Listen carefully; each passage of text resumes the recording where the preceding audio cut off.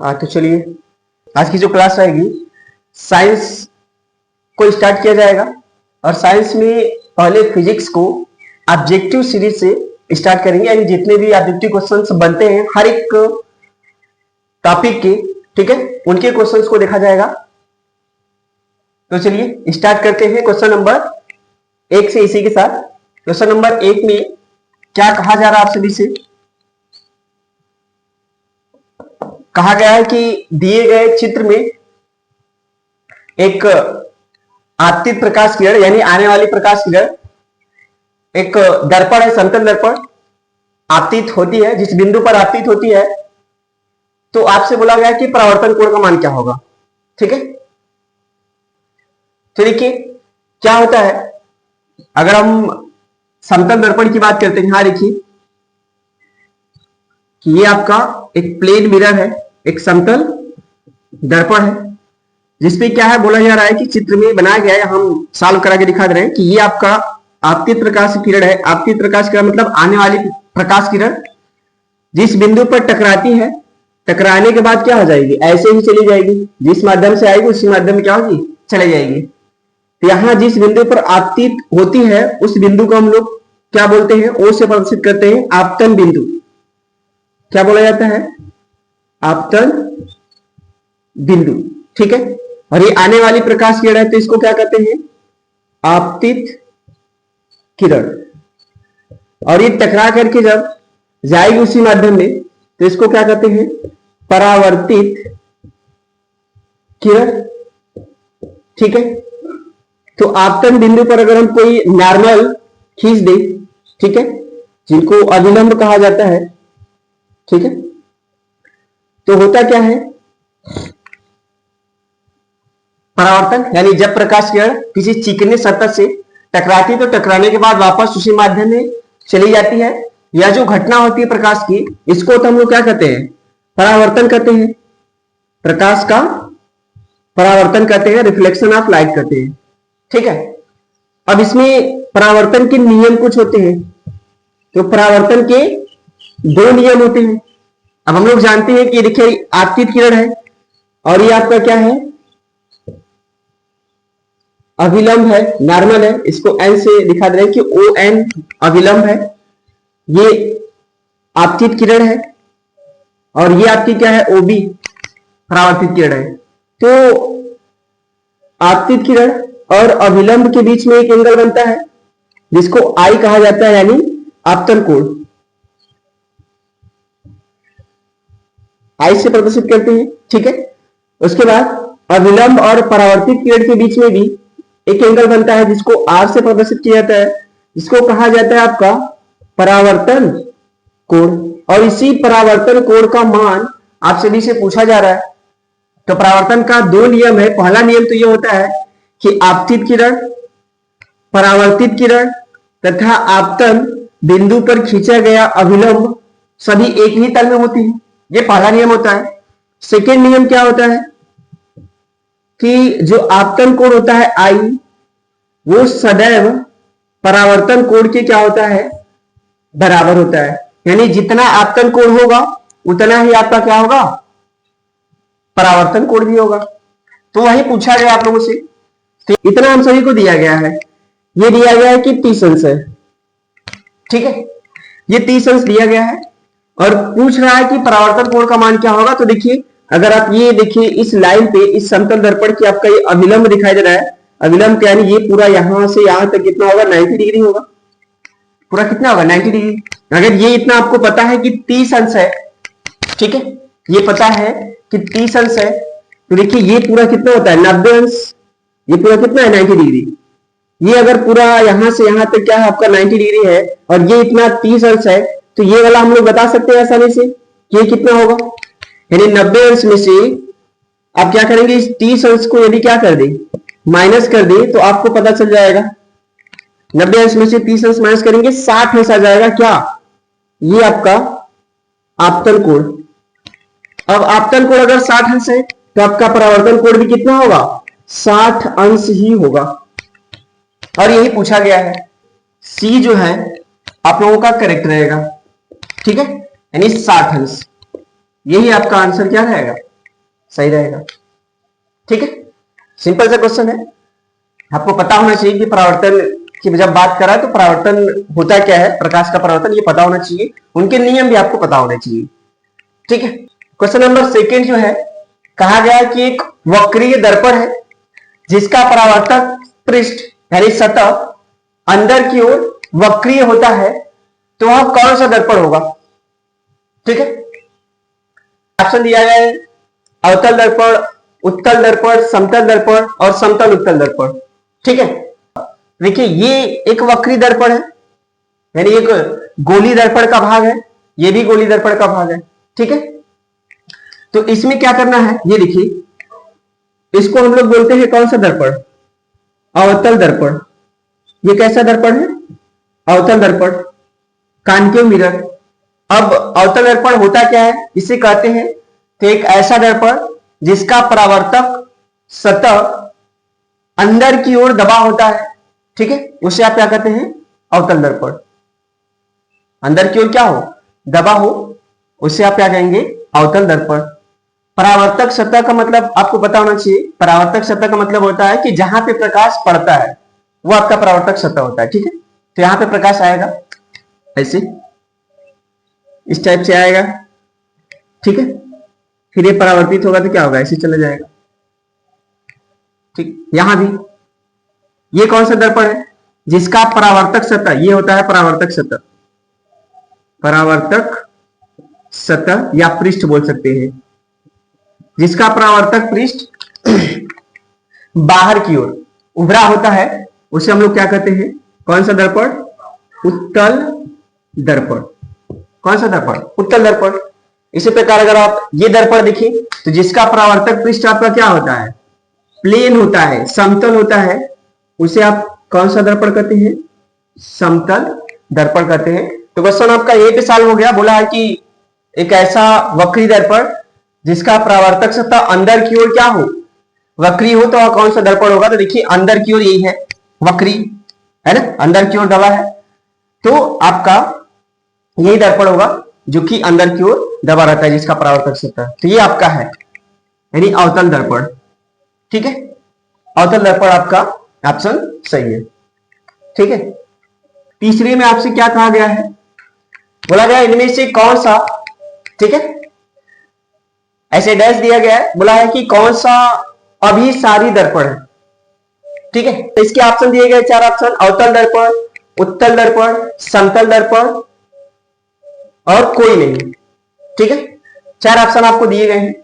तो देखिए, अगर हम बात करें कि अभिसारी दर्पण होता क्या है, ठीक है, तो पहले समझ में आना चाहिए। देखिए क्या होता है अभिसारी और अपसारी, ये भी बता देते हैं। देखिए यहां अगर हम बात करें कि ये आपका एक दर्पण है, एक गोली दर्पण का ये प्रकार है ना। गोली दर्पण 2 प्रकार के होते हैं, एक होता है अवतल दर्पण और एक आपका होता है उत्तल दर्पण। अभी हमने इससे पहले आप लोगों को बताया कि अवतल दर्पण क्या होता है, उत्तल दर्पण क्या होता है। ऐसा दर्पण जिसका परावर्तक सतह या परावर्तक पृष्ठ अंदर की ओर दबा होता है, उसे आप क्या कहते हैं? अवतल दर्पण, उसे कहा जाता है अवतल दर्पण। ठीक है, और ऐसा दर्पण जिसका परावर्तक सतह बाहर की ओर उभरा हो, उसे आप क्या कहते हो? उत्तल दर्पण। ठीक है, तो देखिए कोई भी प्रकाश किरण अगर अनंत से आ रहा है तो यहां पे इस परावर्तक सतह पे अगर पड़ेगा ऐसे, इस प्रकार से ऐसे आया, तो ये टकराने के बाद क्या हो गया? परावर्तित होकर के ऐसे चला जाएगा।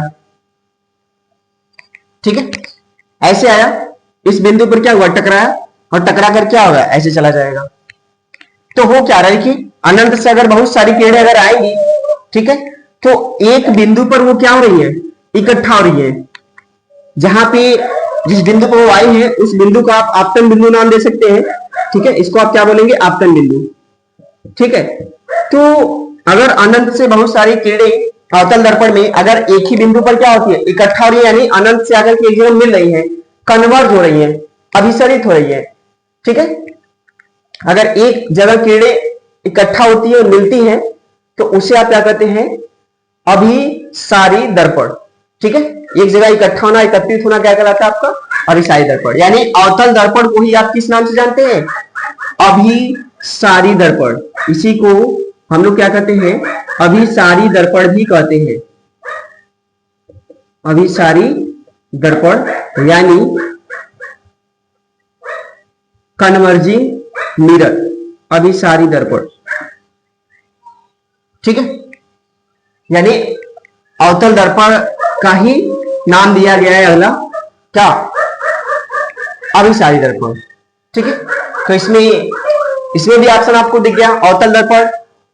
ठीक है, अगर यहां पे देखिए उत्तल दर्पण की भी अगर हम बात कर ले तो अगर क्या होगा, यहां पे अगर आप देखा जाए तो इसमें होता क्या है, उत्तल दर्पण को भी एक और नाम से जानते हैं, अपसारी दर्पण।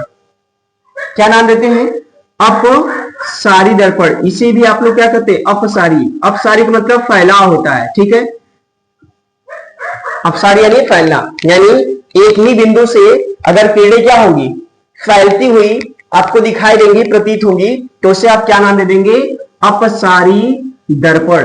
तो उत्तल दर्पण को आप लोग किस नाम से जानते हैं, अपसारी दर्पण। ये भी आप ध्यान रखेंगे। जैसे आप यहां पे देखिए तो ये आपका मुख्य अक्ष है ना, और यहां से देखिए अगर मुख्य अक्ष के समांतर ये दर्पण का ध्रुव होता है, ये आपका क्या होता है, वक्रता केंद्र होता है, और ये आपका इनके बीच में फोकस होता है, ये आपका मुख्य अक्ष होता है। तो देखिए मुख्य अक्ष के समांतर अगर ऐसे प्रकाश किरण चलेंगी, ठीक है, इस प्रकार अगर आप चल रहे हैं, ऐसे प्रकाश किरणों को लेके जा रहे हैं, तो क्या होगा, ये इस दर्पण से टकराने के बाद क्या होगा, ऐसे चला जाएगा।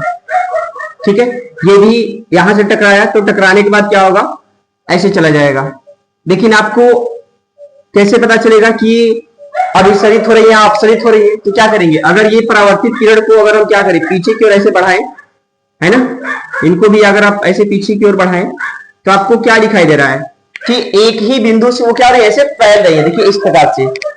ठीक है, अगर एक ही बिंदु से आपको निकलती हुई, देखिए फोकस निकलती हुई प्रतीत हुई, यानी फैल रही है ऐसे एक बिंदु से। तो बहुत सारी किरणें अगर एक ही बिंदु से क्या होती है, निकलती हुई या फैलती हुई आपको दिखाई देंगी, तो उसे नाम आप दे सकते हैं क्या, अपसारी दर्पण।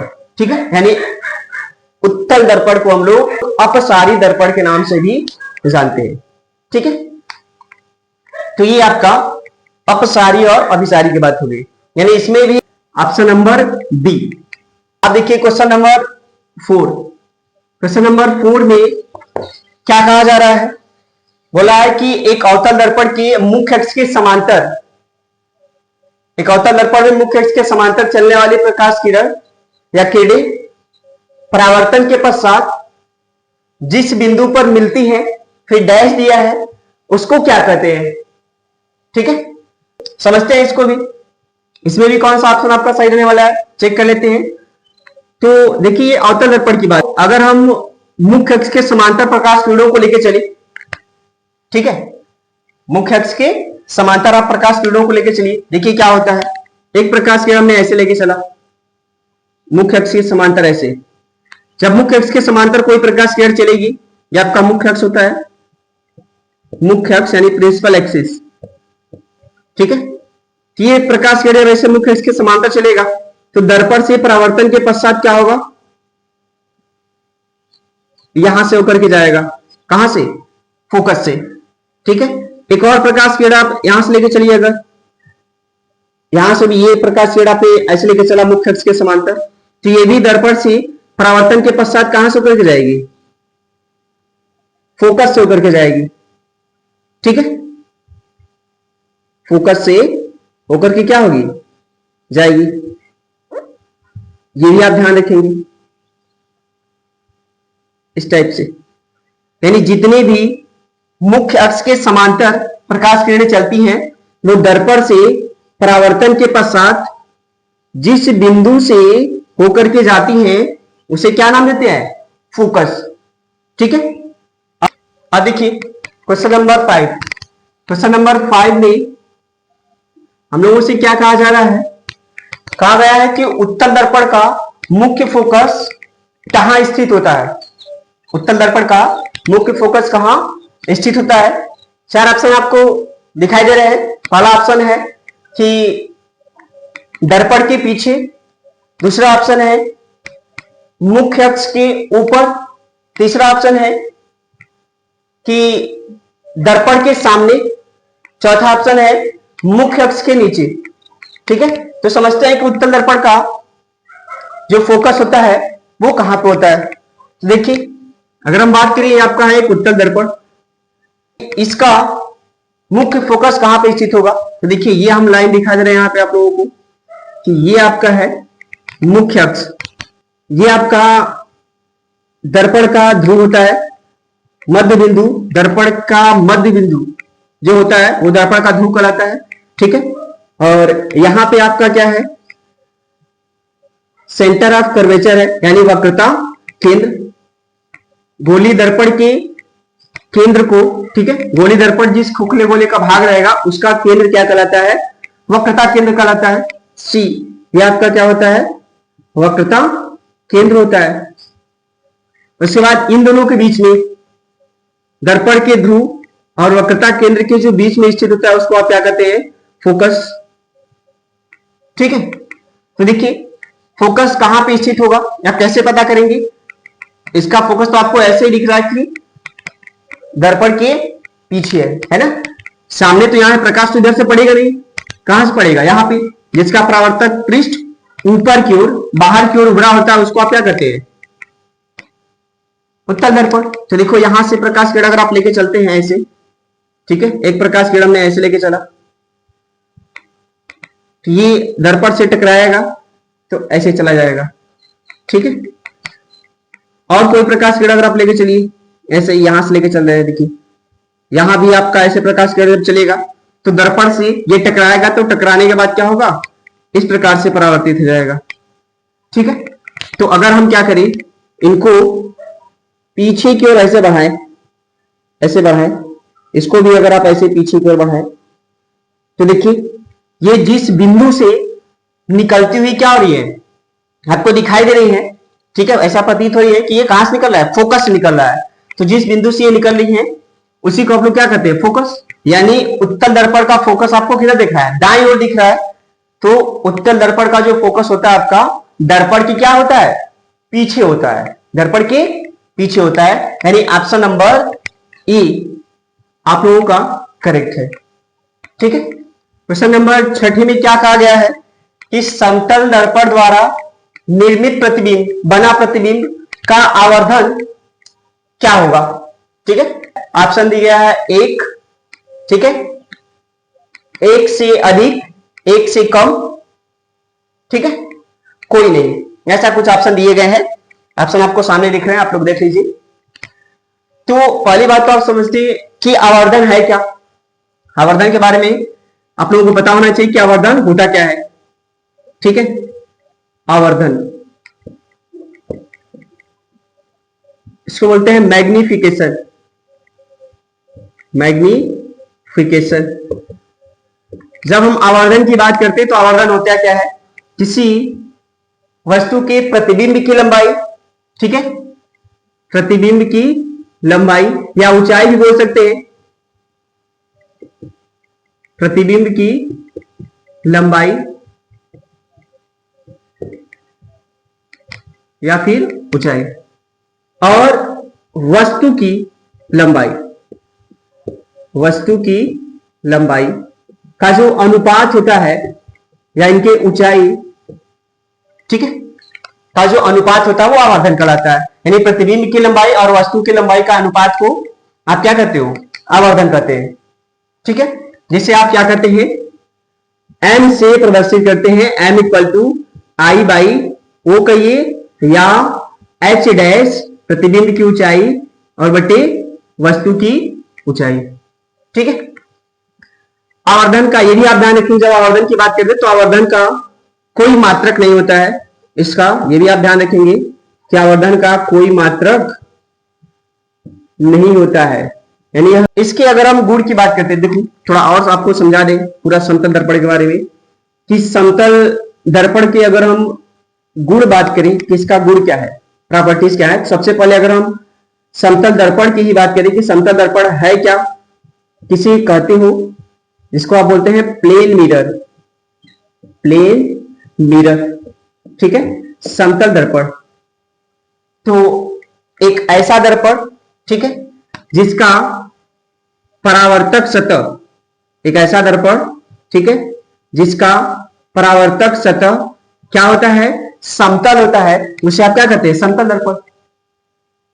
यानी अगर आप एग्जांपल्स की बात करें, जैसे हम लोग जिसमें फेस वगैरह देखते हैं, चेहरा देखते हैं, ठीक है, जिस मिरर में, उस मिरर को आप क्या कहते हैं, समतल दर्पण। यानी अब देखिए समतल दर्पण का कुछ गुण है, इनके कुछ प्रॉपर्टीज हैं जिनको आपको ध्यान रखने होंगे। इसका गुण क्या है कि समतल दर्पण द्वारा जो बना प्रतिबिंब होता है, पहला सदैव सीधा और क्या होता है, आभासी होता है। इसके द्वारा जो बना प्रतिबिंब होता है सदैव सीधा और क्या होता है, आभासी होता है। समान आकार का होता है, समान आकार का होता है, यानी जितना बड़ा वस्तु होगा उतना ही बड़ा उसका क्या होगा, प्रतिबिंब भी बनेगा, ठीक है। और इसका प्रॉपर्टीज क्या है, ये भी आप ध्यान रखेंगे कि दर्पण से जितनी दूरी पर वस्तु स्थित होगा उतनी ही दूरी पर प्रतिबिंब का क्या होगा, वस्तु का प्रतिबिंब बनेगा। यानी मान लीजिए कि कोई भी समतल दर्पण है, तीसरा, अब इससे मान लीजिए कि 10 मीटर की दूरी पर यहां कोई खड़ा है, तो इसका जो इमेज बनेगा अंदर की ओर, दर्पण के अंदर की ओर इसका जो इमेज होगा वो 10 मीटर की दूरी पर ही बनेगा, ठीक है। एक और गुण इसका आप ध्यान रखेंगे, यहां आप बोल सकते हैं कि समान दूरी पर, समान दूरी पर प्रतिबिंब, ठीक है, यानी जितना दूरी पे आप वस्तु को रखेंगे उतनी दूरी पे उसका प्रतिबिंब बनेगा। चौथा इसका गुण यह भी है, आप ध्यान रखेंगे कि प्रतिबिंब पार्श्व परावर्तित होता है। पार्श्व परावर्तित का मतलब यह होता है कि अगर दर्पण के सामने है व्यक्ति, ठीक है, पार्श्व परावर्तित का मतलब कि उल्टा, यानी यहां पे जैसे ये व्यक्ति खड़ा है ना, इसका जो लेफ्ट है और ये जो राइट है, तो दर्पण के सामने अगर आप खड़े होंगे तो जो आपका लेफ्ट है वो आपको राइट नजर आएगा और जो राइट वाला हिस्सा है वो आपका लेफ्ट नजर आएगा। पार्श्व परावर्तक मतलब ये होता है, पार्श्व परावर्तक मतलब उल्टा, है ना, यानी लेफ्ट का राइट दिखाई देना और राइट का लेफ्ट दिखाई देना, इसको बोलते हैं पार्श्व परावर्तित। तो ये इसके समतल दर्पण के क्या होते हैं, गुण होते हैं। अब क्वेश्चन में बस इतना कहा गया है कि आवर्धन क्या होगा, समतल दर्पण द्वारा निर्मित प्रतिबिंब की, ठीक है। ये अगर आपका कोई समतल दर्पण है, ये देखो जरा, ये आपका कोई समतल दर्पण है और यहाँ पे समतल दर्पण अगर कोई प्रकाश किरण ऐसे क्या आएगा, अभी लंबवत आएगा, ऐसे लंबवत आएगा, ठीक है, तो दर्पण से टकराएगा, तो टकराने के बाद क्या होगा, उसी मार्ग पे लौट जाएगा, नहीं समांतर ही ऐसे क्या हो जाएगा, लौट जाएगा। यानी इनका जो आपतन कोण होगा वो भी 0 होगा और इसका परावर्तन कोण भी जो होगा वो भी क्या होगा, 0 होगा। तो ये प्रकाश की किरणें जब ऐसे आई तो टकरा करके ऐसे ही चली जाएंगी, ठीक है, जैसे आएंगी वैसे ही चली जाएंगी, तो इन दोनों के बीच में जो कोण बनेगा 0, यानी ये कहीं मिलेंगे ही नहीं परावर्तन के बाद। तो इसका फोकस दूरी क्या होता है, बहुत दूर होता है, यानी अनंत माना जाता है, ठीक है। जब कहीं मिलेंगे नहीं तो इसकी फोकस दूरी क्या मानी जाती है, समतल दर्पण की अनंत, ठीक है। कहीं मिल ही नहीं रही है तो इसका फोकस क्या हो जाएगा, अनंत हो जाएगा, ठीक है। ये भी आप ध्यान रखेंगे।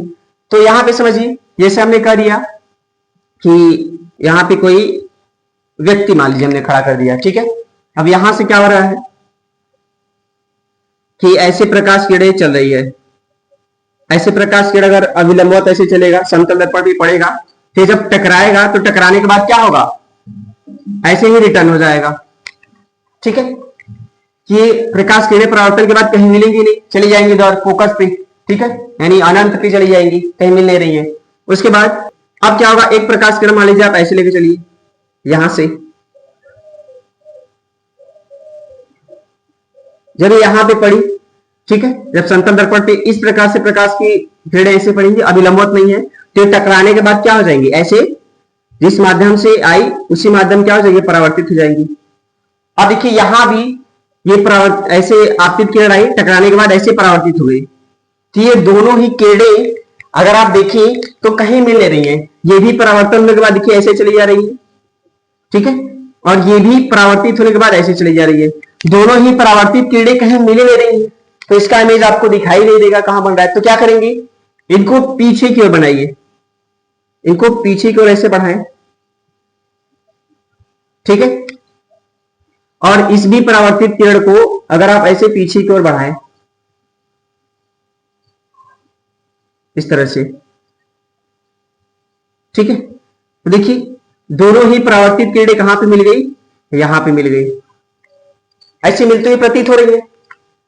देखिए परावर्तित किरणें दोनों ही कहां प्रतीत हो रही मिलती है, इस बिंदु पर पीछे को बढ़ाने पे।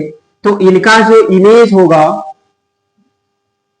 इनका जो इमेज होगा यही बन जाएगा। ये आपका क्या हो जाएगा, प्रतिबिंब हो जाएगा, किसका, इस वस्तु का, ठीक है। देखिए जितनी दूरी पर होगा, मान लीजिए कि यह 10 मीटर की दूरी पर है, तो इसका इमेज उतनी ही दूरी पर बनेगा, यानी 10 मीटर की दूरी पर ही बनेगा जितना इसका हाइट है। यानी मान लीजिए इसकी हाइट क्या है, इसकी लंबाई है x मीटर, ठीक है, तो ये भी उतनी ही साइज का होगा। यानी अगर इसकी लेंथ क्या है x, तो प्रतिबिंब का हाइट भी क्या होगा, x ही होगा, ठीक है। प्रतिबिंब की लंबाई x से हमने मान लिया, तो उतना ही क्या होगा वस्तु, यानी दोनों की लंबाई x मीटर अगर लंबाई है वस्तु की, तो प्रतिबिंब उतनी ही लंबाई का बनेगा, ठीक है। और जितना दूर पे है वस्तु उतनी ही दूरी पर उसका प्रतिबिंब बनेगा। तो आप देखिए अगर इसका आवर्धन, तो यहां पे रखो, अगर फॉर्मूले में m बराबर I बाई ओ होता है, I का मतलब इमेज, O का मतलब ऑब्जेक्ट होता है, यानी वस्तु। तो प्रतिबिंब की लंबाई, ठीक है, या h डैश बाई h कर दीजिए, ठीक है, यानी ये इसकी हाइट है प्रतिबिंब की, और h क्या है, वस्तु की हाइट है। तो अगर आप इस पे रखें तो देखिए आवर्धन क्या आ जाएगा, प्रतिबिंब की ऊंचाई जो है वो x है, और वस्तु की भी ऊंचाई क्या है, x ही है। अगर ये कट जाएगा x और x, तो m का मान कितना आ गया, 1। यानी उसका जो आवर्धन होगा समतल दर्पण का, वो कितना होगा, 1 होगा, ठीक है। तो इसमें भी ऑप्शन नंबर पहला सही होगा। इसमें क्या कहा गया है कि परावर्तन के जो नियम होते हैं वो किस दर्पण के लिए सदैव सत्य होते हैं, कौन से दर्पण के लिए वो सही होते हैं। ऑप्शन है अवतल दर्पण के लिए, उत्तल दर्पण के लिए, समतल दर्पण के लिए, चौथा ऑप्शन है ये सभी, ठीक है। तो परावर्तन के नियम किससे लागू होते हैं, वही बस बोला जा रहा है आपसे। तो देखो परावर्तन के नियम तो उनको लगता है सब पे लागू होगा। अगर आप देखिए तो इसमें इन सभी में परावर्तन होता है। देखो यहां पे ऐसे प्रकाश किरण अगर आएगा, जिस बिंदु पे टकराएगा उस बिंदु को आपतन बिंदु कहते हैं, यहां से वो ऐसे परावर्तित हो जाता है, ठीक है। यानी परावर्तन इसमें भी हो रहा है, अवतल दर्पण में भी। यहां पे देखिए अगर यहां पे ऐसे प्रकाश किरण आएगा, परावर्तक सतह पे पड़ेगा, तो ये टकराने के बाद ये भी क्या हो जाएगा, इस प्रकार से परावर्तित हो जाता है, यानी परावर्तन इसमें भी हो रहा है। समतल दर्पण में होता ही होता है। यहां से किसी प्लेन मिरर पर अगर ऐसे प्रकाश किरण आएगा, जिस माध्यम से आएगा, टकराने के बाद इस बिंदु से उसी माध्यम में रिटर्न हो जाता है, वापस चला जाता है, ठीक है। इसी को परावर्तन कहते हैं, है ना। तो इसमें भी प्रकाश का क्या होता है, परावर्तन होता है। यानी परावर्तन के जो नियम है, परावर्तन जो होता है वो सभी दर्पण के लिए होता है, यानी अवतल दर्पण के लिए भी होता है, उत्तल दर्पण के लिए भी होता है, आपका समतल दर्पण के लिए भी होता है। यानी ऑप्शन नंबर डी इसमें आपका सभी रहेगा, ये सभी, ठीक है। समतल दर्पण की फोकस दूरी क्या होती है, अभी हमने इससे पहले एक क्वेश्चन में बताया था आप सभी को, फोकस दूरी के लिए, समतल दर्पण के लिए, ठीक है।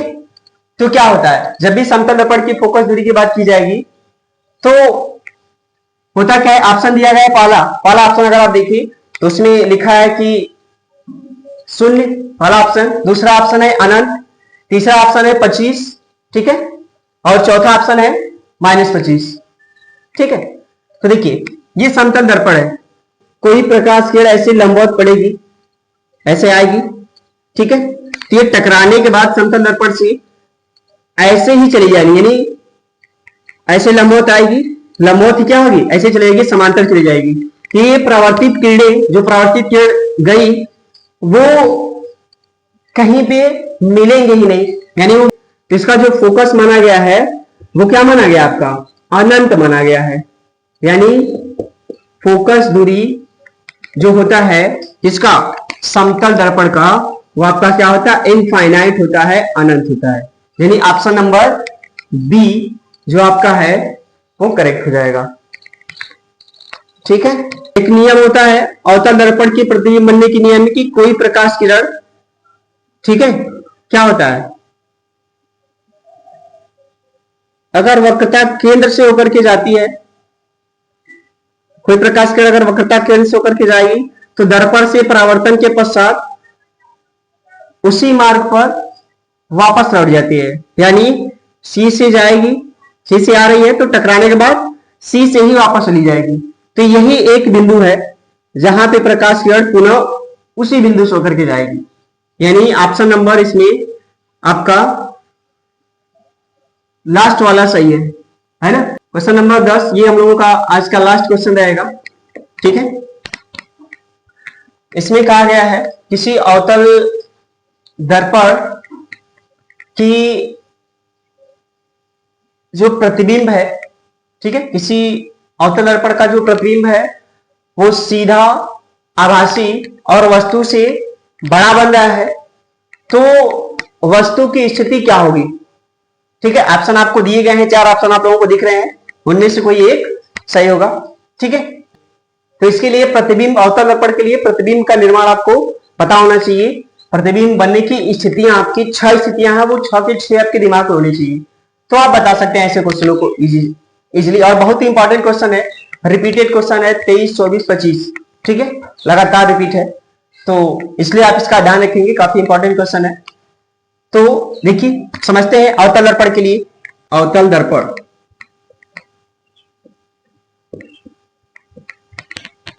से प्रतिबिंब बनने की स्थिति है ना,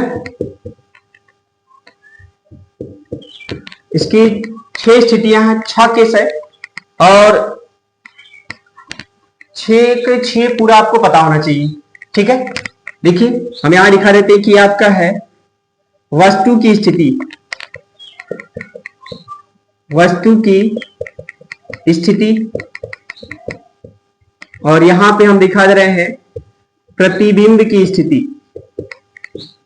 प्रतिबिंब की स्थिति। ठीक है, यानी वस्तु को कहां रखा जाए तो उसका प्रतिबिंब कहां पे बने। ठीक है, पहला केस, केस नंबर फर्स्ट। अब यहां पे अवतल दर्पण से प्रतिबिंब बनने के जो नियम है वो आपको अच्छे से पता होना चाहिए कि जैसे अगर कोई अवतल दर्पण है तो आपको ये पता होना चाहिए इसकी 6 स्थितियों में, जैसे ये आपको पता है कि दर्पण का ध्रुव होता है, ये आपका सेंटर ऑफ कर्वेचर होता है, वक्रता केंद्र होता है, ये आपका क्या होता है, फोकस होता है, एफ, है ना।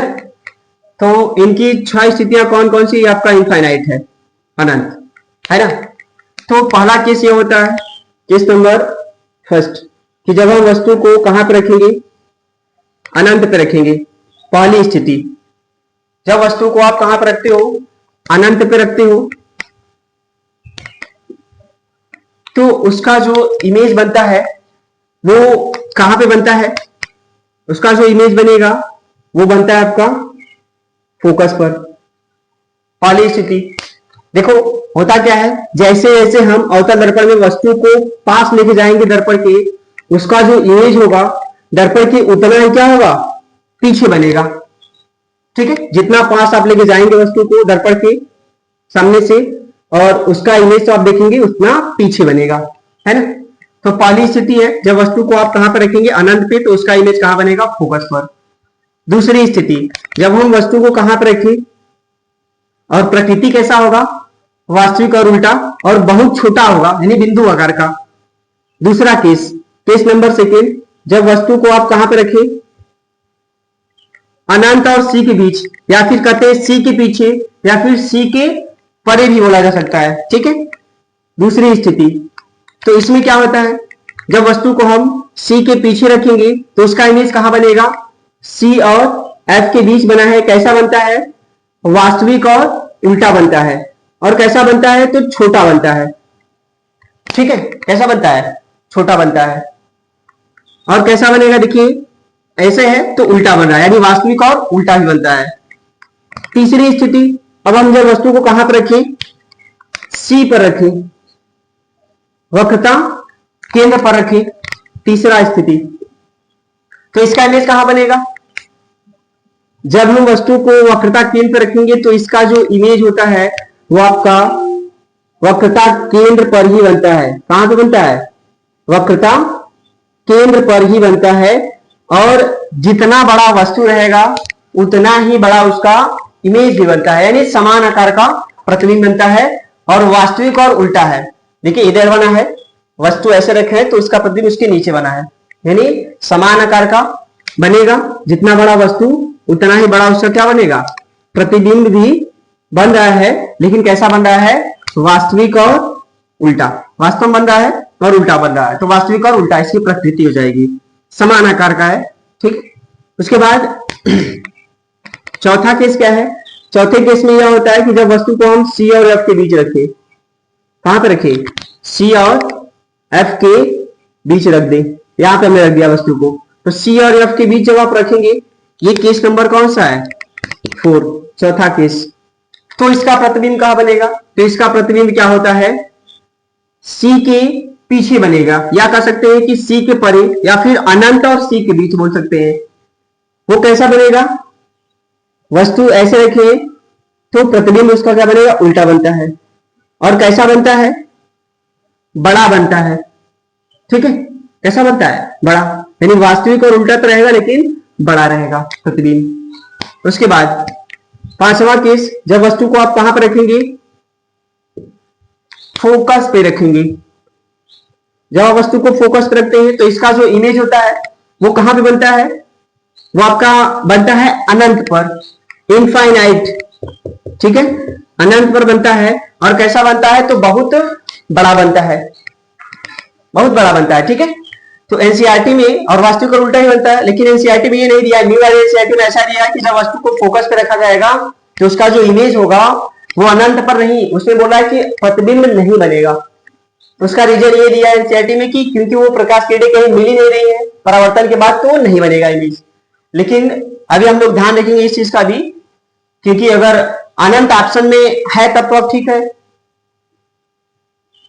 अगर अनंत ऑप्शन में है और उसके साथ साथ दिया है कि कहीं नहीं बना इमेज, यानी प्रतिबिंब नहीं बनेगा, तो वो सही रहेगा, ये गलत हो जाएगा। अगर वो नहीं है कि प्रतिबिंब का निर्माण नहीं होगा तो आप अनंत पे जाएंगे। ठीक है, और इसका लास्ट केस है छठा नंबर का, कि जब हम वस्तु को कहां पर रखेंगे, दर्पण के ध्रुव और फोकस के बीच, तब इसका जो इमेज होता है, तब इसका जो इमेज होता है वो कहां बनता है, तो वो आपका बनता है दर्पण के पीछे बनता है, दर्पण के पीछे बनता है, बड़ा बनता है, सीधा और आभासी बनता है। एक इकलौता लास्ट क्वेश्चन यही है, लास्ट केस, जिसमें कि जब हम वस्तु को कहां पर रखेंगे अवतल दर्पण में, दर्पण के ध्रुव और फोकस के बीच, तो इसका प्रतिबिंब सीधा और आभासी बनता है, बड़ा बनता है। और वही क्वेश्चन बोला गया है कि ऐसी कौन सी स्थिति है जिसमें जो वस्तु को हम कहां पर रखें तो उसका प्रतिबिंब सीधा बने, आभासी बने और वस्तु से बड़ा बने। तो कहां पे बन रहा है, देखिए दर्पण के ध्रुव और फोकस के बीच रखने पर इसका जो इमेज बन रहा है, कहां बन रहा है, दर्पण के पीछे बन रहा है, और सीधा भी बन रहा है, वस्तु से बड़ा भी बन रहा है और आभासी बनता है। ठीक है, तो इसमें यही आप दिखा सकते हैं, यानी इसका जो आंसर रहेगा, ठीक है, लास्ट ऑप्शन है इसमें डी, यानी जब हम वस्तु को कहां पर रखेंगे, यहां बना के दिखा देगा अगर स्थिति लास्ट वाला, देखिए तो आपको ज्यादा समझ में आ जाएगा। वैसे तो आपको क्लियर हो गया होगा, लेकिन फिर भी दिखा दे रहे हैं, ये देखिए, ये आपका दर्पण का ध्रुव है, ठीक। ये आपका क्या है, वक्रता केंद्र है, या ये आपका क्या है, फोकस है। तो यहां पे अगर आप देखिए, जब हम वस्तु को कहां पे रखें, दर्पण के ध्रुव और फोकस के बीच रखें, दर्पण के ध्रुव और फोकस के बीच रखेंगे, तो इसका इमेज कहां पे बना, अभी हमने बताया कि वो दर्पण के पीछे बनेगा। कैसे बनता है, देखिए, पहला प्रकाश किरण लेके चलिए, ये वस्तु है, मुख्य अक्ष के समांतर ऐसे प्रकाश किरण जब चलेगा, ऐसे चला, तो दर्पण से टकराने के बाद कहां से होकर के जाता है, फोकस से होकर के जाता है, ऐसे जाएगा, ठीक है। एक अन्य प्रकाश किरण आप लेके चलिए, जैसे हमने कहा एक और प्रकाश किरण लेके चलिए जिसमें कि आपको परावर्तन दिखाई दे, है ना। तो अगली जो प्रकाश किरण है वो कहां पे लेके चलेंगे, यहां से वक्रता केंद्र से लेके चलिए। अगर हम वक्रता केंद्र से प्रकाश किरण लेके चले ऐसे,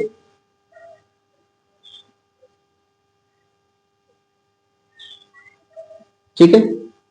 तो जब वक्रता केंद्र से, नियम यह है कि जब वक्रता केंद्र से कोई प्रकाश किरण जाएगी, ठीक है, तो दर्पण से टकराने के बाद वापस उसी मार्ग में क्या होती है, लौट जाती है।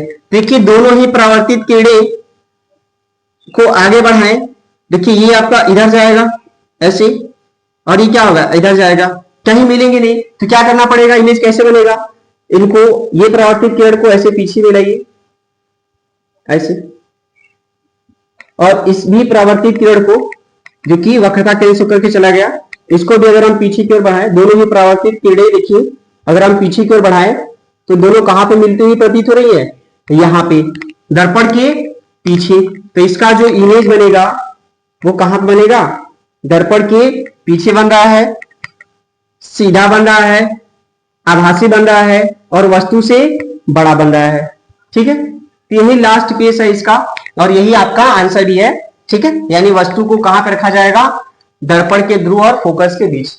ऑप्शन यही सही है, ठीक है, डी वाला।